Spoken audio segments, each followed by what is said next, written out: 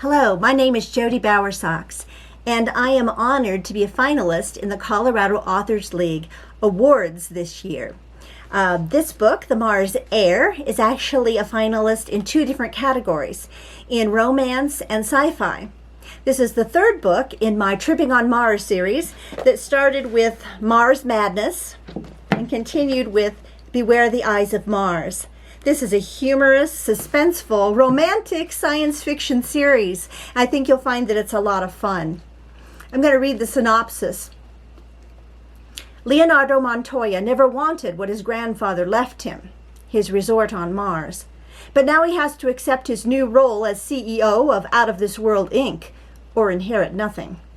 Francesca McKenna never wanted to do anything other than cybersecurity, and to be the head of the department on Mars was a dream come true. Leo is determined to find the best people to protect the Mars Dome's death trap from terrorist attacks, and that young McKenna couldn't possibly know what she's doing. And no, he has no intention of letting those blue eyes distract him. Too much is at stake. Frankie is determined to prove that she is the best person to keep the dome safe. If only she hadn't insulted the new heir before they'd even been introduced. Now, keeping her job is going to take some finesse, and maybe a touch of deception. As the book opens, Frankie has been on Mars as the cybersecurity head for a couple of years, and her parents have come to visit. And so she's hanging out with them at their hotel, and she wants a different drink than they have in the fridge. So she goes looking through the hotel to find a machine or somewhere she can find a spritz. She ends up on the top floor and finds herself where all the wealthiest clients are housed. I guess this is where the rich folks stay. She'd heard rumors of top-floor luxury, but had never seen it for herself. She wandered around the space, admiring the expensive tapestries and artwork, which were a darn sight more expensive than what was in her parents' suite. She'd taken a fair amount of art classes in college. When her brain needed a break from computing, art was her escape. She paused at a mixed-media abstract Bertini and sucked in a breath. It was an original worth thousands, maybe millions. The swirls of color and slashes of black made her heart race. "Are you a fan?" She spun around at the voice behind her, and the face she found looking down at her stole her response. Half a meter away stood Leonardo Montoya. She just blinked. He looked her down and back up, his gaze catching on the hole in her jeans. His mouth jerked into a condescending smile. "Are you lost, sweetheart?" he asked with just a slight Hispanic accent. He sipped his drink and looked over the glass at her.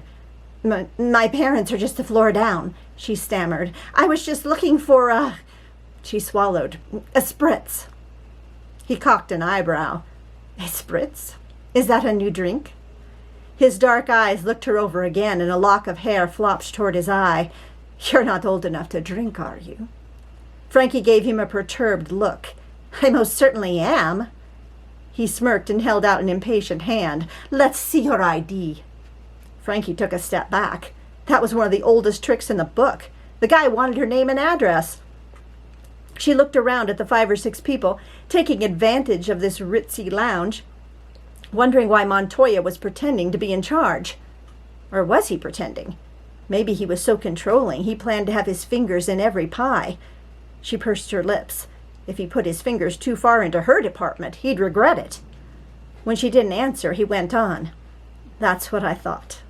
He made a sweeping gesture meant to guide her back to the lift tube. "I suggest you go back to your parents before they come searching. That would probably be embarrassing for you." His eyes slipped again to her holey jeans, and Frankie had had enough. She turned back to the painting. "I am a Bertini fan. I love how his colors speak of joy and laughter, but the black pierces that with the inevitable sorrows of life. The radiant yellows shine through it all, bringing hope, even when these browns are encroaching from the sides like a gang closing in on a lone target. His use of globby paint, in with the smooth, shows us, too, that life is full of the unexpected. And then to unbalance it all, he's thrown in the swirls of torn, textured paper in this lower corner that almost seem to ask a question." She turned back to the stunned Latino. And I think that question is different for each person who looks at it. She took a step toward him. It's asking me what I'm doing talking to a condescending SOB. She raised a brow. What's it asking you, Mr. Montoya? She turned her head and yelled across the room. Hey, buddy, you got a spritz at that fancy bar of yours? He reached under the bar and brought out a bottle. Frankie threw one tiny smile to the still silent Montoya and strolled to the bar to pick up her soda and transfer the credits to pay for it. When she headed once again to the lift, Leonardo Montoya was gone. Leo leaned against the pillows on his bed, his legs crossed at the ankles, swirling the last of his scotch in the tumbler. He'd been doing it for 15 minutes. He couldn't get the blonde out of his head. And the electricity that had snapped between them. It really shouldn't have been surprising that she knew who he was, but he never got used to being known just because of his grandfather, just because of the name and the money. It always felt shocking somehow. And he always hated it when people made assumptions about him based on his crazy family. Your family ain't crazy. His friend Jeremy had always followed the news of his family with great interest. They're eccentric. Jeremy's infectious smile lit up his face, and he ran his hand through the sandy hair that looked perpetually mussed. Only if eccentric now means greedy, obsessed, narcissistic, and manipulative. He laughed. Well, I didn't say they were just eccentric. Leo finally downed the last of the scotch and swung his legs to the floor and rose, setting the glass on the side table as he went to the window. I guess I'm becoming just like him. The blonde said I was a condescending SOB. Jeremy gave him a salute. Well, you were the one to make assumptions. Leo was high enough up to see the famed blue sunset marking the end of his first day on Mars. Maybe it was the girl's art analysis still playing with his mind, but he saw it as a painting. He smiled at her on-the-spot interpretation of the Bertini and wondered if she really believed all the BS she had spouted. He turned with a slight smile, remembering the fire in her eyes, and found Jeremy gone. He was used to his comings and goings by now, as well as all the others. Therapy gone wrong, his grandfather called it. Ironically, only when he was one of the ephemeral visitors in Leo's head. It turned out that there were good reasons not to consent to experimental drugs, no matter how desperate one was. He headed to the bathroom to brush his teeth. It was still early, but anxiety always made him tired, and he'd had a fair amount of scotch as well. As he rooted around in the still-packed shaving kit for his toothbrush, he drove his thoughts toward the next day's itinerary.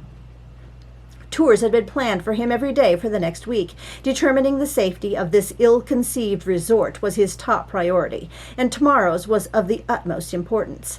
The cybersecurity department protected the domes from computer virus terrorist attacks that could kill everyone inside. Slowly, with destruction of the hydroponics operations, or quickly, with contamination of their water or air supply. Looking in the mirror, he saw his mother's sad face in the room behind him. Don't worry, Mama. I have no intention of dying either slowly or quickly on this hellhole of a planet. He brushed his teeth and spit out the toothpaste before running a glass of water, his mind still on cybersecurity and the name he'd committed to memory as the head of the department. He paused with the glass near his lips.